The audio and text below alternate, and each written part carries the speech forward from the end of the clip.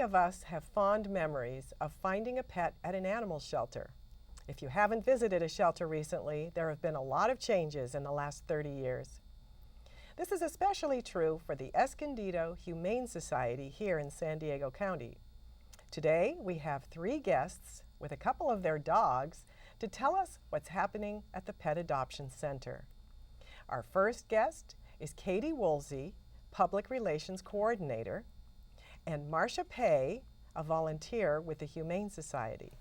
I'm Jenny Robinson, and welcome to Pace TV, ladies. Thanks so much for having us. My first question is for Katie. What is the Escondido Humane Society? The Escondido Humane Society is an independent, nonprofit animal shelter located in Escondido, up in North County. We provide adoption, education, protection services to all of North County, and we shelter more than 6,000 animals every year and provide protection services to about 150,000 more every year. Oh my goodness. And now, when you say North County, is that Poway, Escondido? What is it?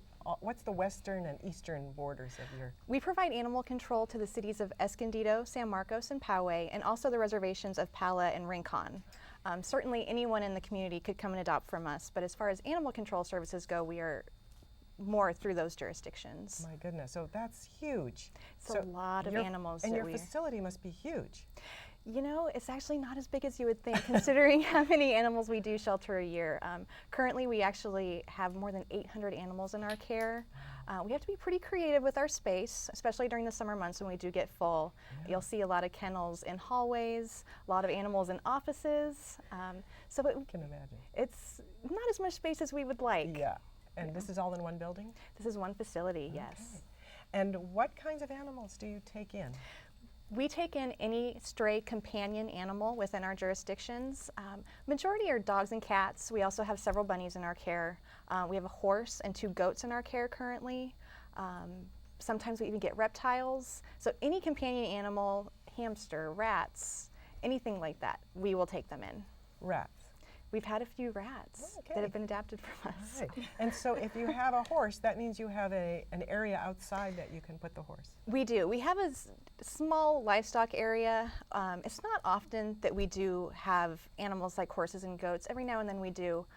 Sometimes they'll go out to a rescue just because a rescue might be able to provide the more specialized care that they require. But we do have space outside for them. Oh, that's just fabulous. Yeah. And you also handle animal control. We do. And that includes a lot more. I know when you think animal control, you're thinking picking up lost and found animals or people bringing them to us, but we also provide protection services. If anyone is concerned that an animal is being neglected or abused, we certainly will investigate. Education is a big part of that. A lot of our animal control officers will speak to schools, especially to children. It's important to teach children early what it means to be humane and how to treat animals correctly. Oh, that's excellent. So you go into schools? We do. Our humane officer, who's the director of animal control, will go and speak to schools. Oh, that's great. And then they all want to adopt after that. I'm sure, yes.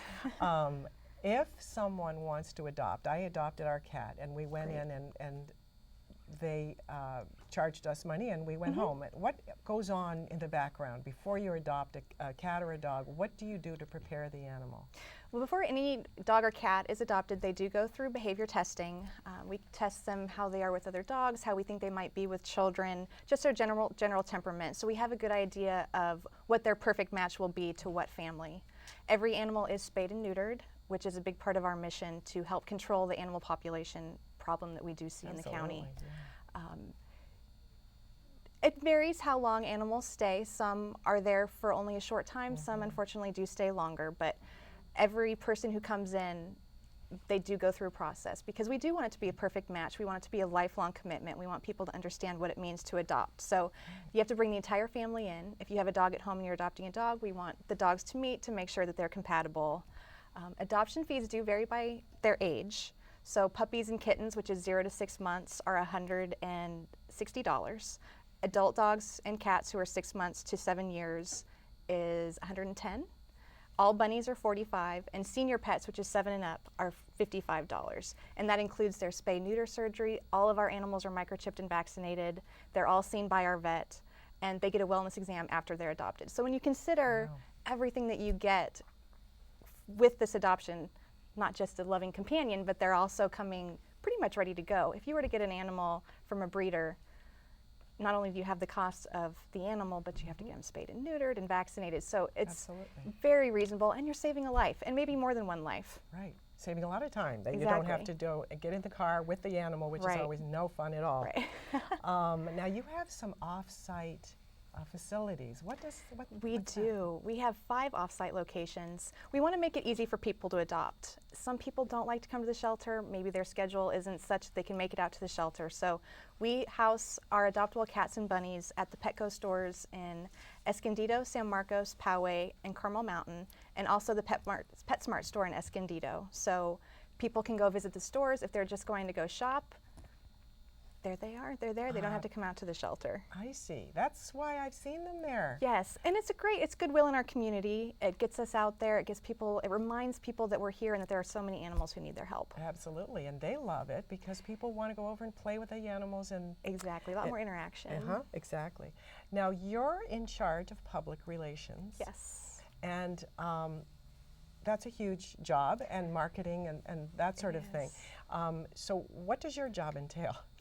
I think my job is a very important job. I think the most important aspect of my job is marketing the animals. Certainly it's my responsibility to market the shelter as a whole and to make sure people know who we are and what we do. But our main objective, and my main objective, is we want to find good homes for these animals. So get them up on the website, get great bios and photos for them, take video of them, get them out there so people understand and see that these shelter animals, they're not the throwaway animals or the damaged animals that people sometimes perceive them to be. They're vibrant and they have so much love to give, and they deserve as much of a chance as anyone does. So absolutely, and they're all ages. All ages. Right now we have puppies ranging all the way up to, we actually had a 15-year-old dog adopted on Saturday. So all ages, all sizes, all colors and shapes.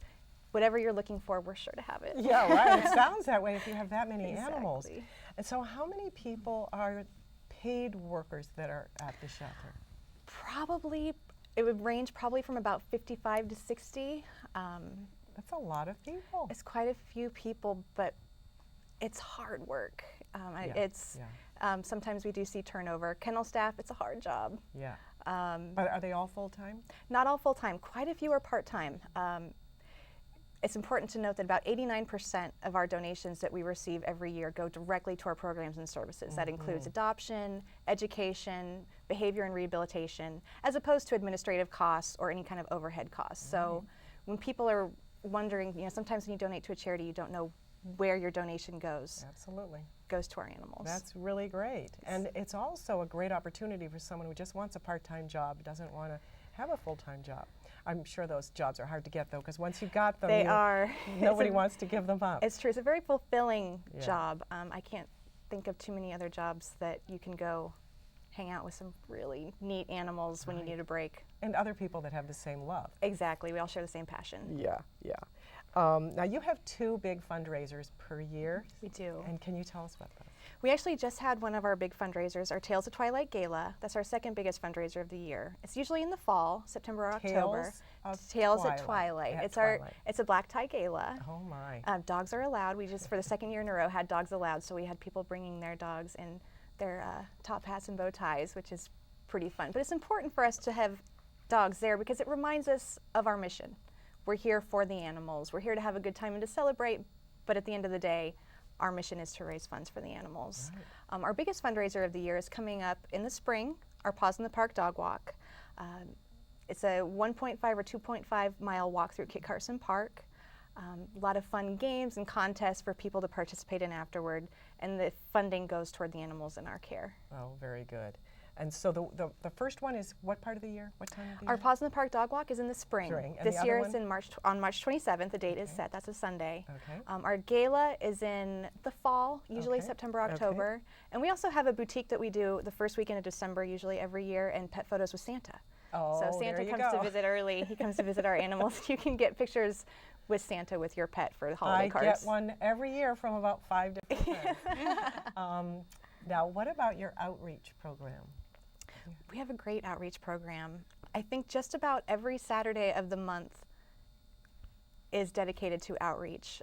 Basically what it is, we'll take our adoptable dogs off-site to the Cahoots, Petco, and PetSmart stores in Escondido. Again, it's just an opportunity to be out in the community. We basically are bringing our animals to the community rather than having them come to us. Excellent. We take maybe 5 or 6 dogs and sit outside the store and let them meet and greet the public. Excellent. I'm afraid we're going to run out of time if I don't get over here to talk to Marcia, but I wanted to make sure that our viewers have a contact web address. Absolutely. Our website is www.escondidohumanesociety.org. That includes general information as well as all of our adoptable animals are listed on the site. You can contact us over the phone at 760-888-BARK. That's 888-2275. 2275. Great. Okay, Marcia. Marcia, you're in charge of volunteers, and you're also, we have to introduce Winnie. This is Winnie. Winnie is not all that impressed by being on television. She's it would very appear. relaxed. Very relaxed, but how often does a shelter dog get to take a nap on an oriental carpet? So she's pretty happy and just relaxing, and she's a 3.5-year-old hound mix. The mix part, we're probably, the jury's out on what parts. There are probably some Labrador, maybe some Shepherd, but the hound is pretty predominant. She's really a lovely girl. And she's full size? She is full size. She's 3.5. She's already spayed, and she's ready to go. She is just looking for her forever home. She's a sweetie. She is. She's already been schmoozing with all the people She here. has, and she sits when she's supposed to, and she She lays does. down when she's supposed to. And she's happy to take a treat just to make us Oh, happy. I guess you're probably right. So feel free to do that while we're talking. How many volunteers do you work with? I work with, I guess the number right now is hovering around 800 or more. Oh my goodness. And it's in many capacities. It's not just people who work with the dogs or people who work with the kitties. It's many, many different jobs that the volunteers do. And I'm actually not in charge of the volunteers. I'm just one of them. And we have a good time working together on a common goal. That's it's great. a lot of fun. So some people only come in for, say, an hour or so, and other people could give a lot of time. There's no limit to the amount of time you can give, but it's not the kind of job that you have to have a whole day free every week or a whole week free every month. We have some people who come in maybe an hour or two during each week. Some people actually only volunteer at specific events. They take the animals to the outreaches. They might volunteer to help Katie with the Tales at Twilight or Paws in the Park. We have people who come in just to work at Paws in the Park because we need a lot of people for that. Oh. And we have people we have some volunteers that I know and work with well that they work with the dogs 3, 4, or 5 times a week. It's amazing how much time they give. Doing what is the most, like I know they walk dogs, some of them walk the dogs. Are there any other specific jobs that you Oh can? yeah, there are many things that we do. We give a lot of baths, Oh my. help the kennel staff to keep the kennels clean and keep the dogs fed and medicated. We're working on a training program. We actually have volunteers working to help get our dogs trained, which has been a really successful thing. It's helping our dogs to find their forever homes with a little bit more manners, which Well, is a good it's thing. obviously working. And actually, I have to say about Winnie, she hasn't had much training. She's just naturally a nice dog. Oh, well, that's good. And they come in like that sometimes, but what typically happens is a lot of dogs find their way to us at about 1 year to 1.5 years of age, and they haven't had any training, and that's when people give up on them, I think, a lot. The volunteers do so many different things to help take pictures of them, to help market them. They take them to all the different events. They work in the office. Oh, that's There's great. a lot of people work in the office. We have people who are strictly bunny volunteers, strictly kitty volunteers. We have people who help the kennel staff. We have people who have helped back in treatment, medical treatment. Oh, tell them about the leash. I mean the collar. Oh, right. We have a volunteer, she's a very special volunteer, who thinks that every one of our new dogs or one of our dogs that goes out to adoption should get a fresh start. And so what she does is she makes every one of them a bright new collar. Winnie has this beautiful purple and white polka dot collar. She does. And she looks so darn cute in that. She does. And she makes collars for all sizes of dogs. And every new owner gets to choose a collar for their new dog. Oh, that's really special. Give them a fresh start. So that's really nice. Now, what if I have a friend who wants to volunteer, but she's allergic to animals, allergic to cats or whatever, but she really wants to volunteer? What kinds of jobs can you give her? There's plenty of work that can be done without ever touching an animal, although it's really hard to resist touching an animal, but it can be done.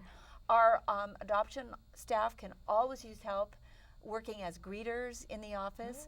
We have bake sales. We need people to bake and to man the bake sale tables. We have all the fundraisers. Paws in the Park, for instance, we have people who just stand out along the course and help people not get lost.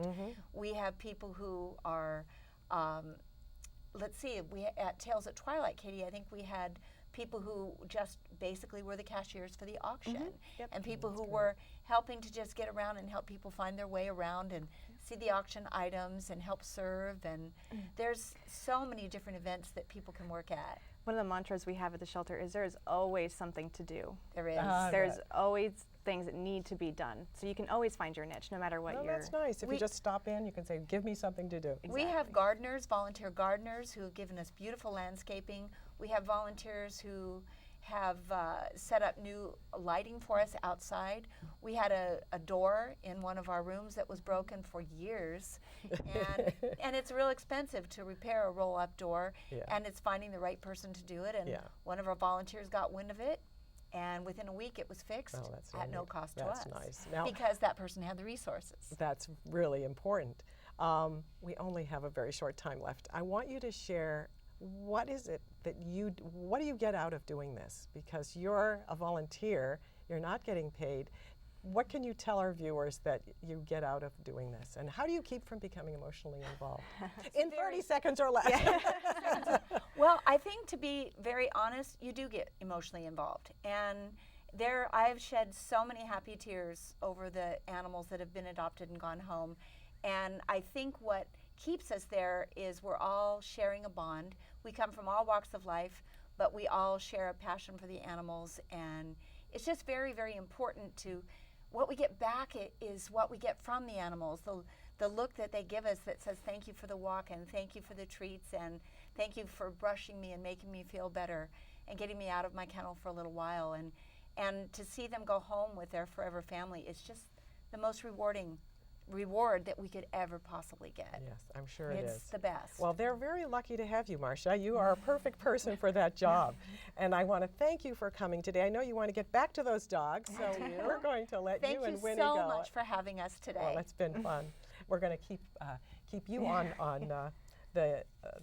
with us until the second half of our show. But thank you. Thank you.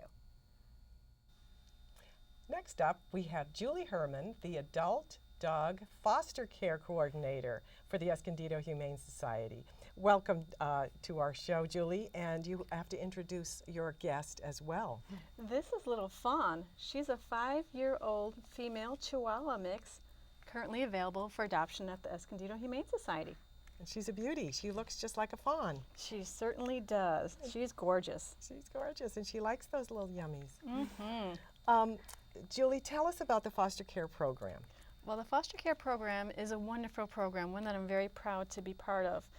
The program takes special dogs that have special needs, such as behavior or medical, or dogs that just need to get out of the kennel because they're a little bit stressed. And we place them in private, loving homes. Temporarily? Temporarily, yes. It could be a short-term foster, or if it's a medical needs dog, it could be a little bit longer. Like when you say longer, you mean like a year? Oh no, probably about 3 months at the most, yes. We work very actively once a dog is placed in foster care to find them a good home right away through our marketing exposures. Right. Now your title indicates that you're working with adult dogs, but you do more than that, don't you? Well, I do a lot more other things, that's true, that go along within the program itself. I often go on television to promote the dog, so that's a lot of PR work, and we do a lot of computer work as far as being creative and doing flyers and advertising. Mm-hmm. So I work along with Katie very much with that. But what about other animals? Do you work with any other older animals or just older dogs? I just work with the adult dogs. Yes, we do have a foster care program at the Humane Society that is a neonatal program. It takes the small kittens and the new puppies that need very intensive care as far as bottle feeding and like 24 hours a day of monitoring them Oh, so you have yeah. foster people that just take the baby kittens Yes. and take them until they're old enough to be Yes, able to. exactly. Oh, wow, that's great. And we just started a program, that program about 3 months ago, right, Katie? Yeah, That's the an nursery excellent- nannies program. It's What's it called? nursery nannies. Nursery A nannies. lot of the kittens come in without mothers, like she was saying. They Yes, need bottle right. feeding, and that's every 3 hours. It's very intensive care. So that is a life-saving program, no Yeah. doubt about it. Oh, that's great. Okay, now, what do you require of your families if I wanted to be a foster family for an adult dog? Well, basically, I require a very safe, loving home environment. I would come to your home and do a house inspection. I'm looking at the yard to make sure it's safe so our animals don't escape and run away. And I'm looking for someone who's responsible, maybe it knows a little bit about animals or had animals in the past. And we provide all the support that the person needs and the training as well. We have a full-time vet and a treatment department that provides the support, and we have a behaviorist as well. So everything that you need, we provide for the foster guardian. Oh my goodness, you have a behaviorist to help train the animals. And what would you said you have a veterinarian Yes, as well? yes, And so all the medication would be taken care of? absolutely. Wow, They're a big that's part great. of our team. Wow. So how do you join foster care if I wanted to do that? What would Sure, I do? it's very easy, and there is a great need for more foster care guardians. So if someone's watching out there, please do take the time and contact the Escondido Humane Society, and they could tell you more about our program and put them directly in touch with me. And also, they can go to our website at www.Escondido Humane Society and go to our volunteer segment part of the website, and you'll be able to see the foster care portion of it, and you can download an application right directly from great. there, fill it out, and you can fax it directly to me, and I will take care of it from there. Great. So, and if they have any questions, is it the same phone number we gave before? Or what phone number would they, if they had specific questions? Well, they can for you? actually contact me directly, and my phone number is 760-594-7605. I also have my own direct web address that they can contact me at, which is www.julieh@escondidohumanesociety.org. And I am on the computer all day long. I do work from home, so I have access to all the medical and behavior records from there, and I'd be more than happy to sign someone up for our program. It's a great program. I'm very proud of it, and we help special dogs like Little Fawn here get into great forever homes. Well, I imagine she's going to be in one very soon. Now, you have one yourself. You're a foster. I certainly do, What yes. do you have? I have a pit bull named Cabo, and he's just a pure delight. I just look forward to spending time with him each and every day. Oh, that's great. Now, we only have a minute left. I can imagine that being a foster family would be an emotional up and down all the time with these animals, because you'd be taking on a real commitment. And I'm just wondering if it has an emotional toll. Well, there are certainly a lot of emotions when you are fostering a dog. There's some very, very high points, and at the end, I like to say it is bittersweet when you do have to say goodbye. So, but I wouldn't stop somebody from fostering with that. There's so many great reasons to foster, and so many joys that you have each and every day. Lots of smiles, and sorry. And so you're saying that you give the dogs back, they would get adopted, and then they might be a foster parent again for another? Absolutely. We have a lot of dedicated volunteers at the Humane Society that I'm so proud of. And they foster a dog, the dog gets adopted, we stand and wave goodbye. And sometimes there's a little bit of tears, but you know what? Right away we walk back in the shelter and we pick out the next dog, because there's always one that's in need, and there's nothing more rewarding than taking a dog and getting them their forever home. And there's so many dogs in need, so it's a great experience. Well, I bet it is, and I bet that you get good at the adjustment time and all of the things that you have to do to get ready for the dog. I bet you get good at that after a while, and Yes, it's not you do. such a new experience. The first time is hard, but after Yeah. a while, you're fine. Well, that's Yeah. great. We have just a little time left, and Katie, I want to make sure we talk about funding. How do you get the money necessary to run this incredibly complex, large Yes. group that you have? Well, our adoption center, our education program, behavior, all of those programs are 100% donation funded. So we rely on the generosity of our community to keep our doors open and to continue the life-saving work that we do. That includes foster care as well. We actually just paid our mortgage off in August, which we're so excited for. We're really looking ahead, growing programs and strengthening the ones we have.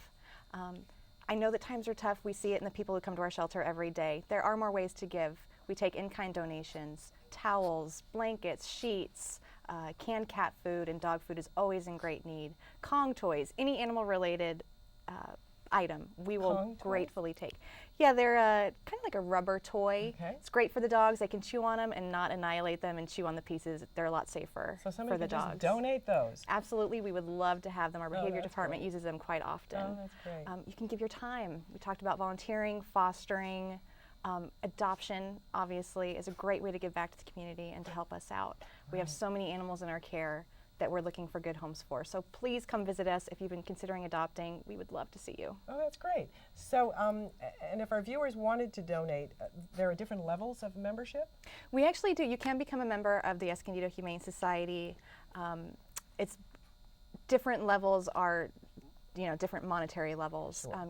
You can choose what you can give. Even kids can get involved. We actually have a little critter club that kids can be involved in. It's a $25 donation. Oh, that's great. Kids can feel like they're giving back. Starts the Goodwill early when they're young and teaches them the importance of treating animals humanely, and it teaches them early that animals really do need our help. Oh, that's great. I could see a classroom adopting, getting a little membership level. That would be great. That would be great. So, okay, so you have volunteerism and you have donations of money and also things that you can donate. That's Absolutely. great. That's Yes. great. Okay. Any little bit helps. Good. And I want to make sure that we give that phone number again one more time, so in case anyone wants to either volunteer for the foster care program, volunteer at the center, or donate money. So let's have that one more time. Absolutely. Anything you need, you can reach us at 760-888-BARK. That's 760-888-2275. And you can also find us online at www.escondidohumanesociety.org. Great. And I want to thank you so much, Julie and Katie, for being here and allowing us to see a few of your friends that you brought with us, and to share with us the wonderful work that you're doing, because it's just incredible to me, who I just thought it was pretty much an office where you walk in, pick up your dog that's in a cage, and you go home, and that's pretty much it. But it's certainly a whole lot more going on. So thank you so much. Thank you for having us. It was a pleasure.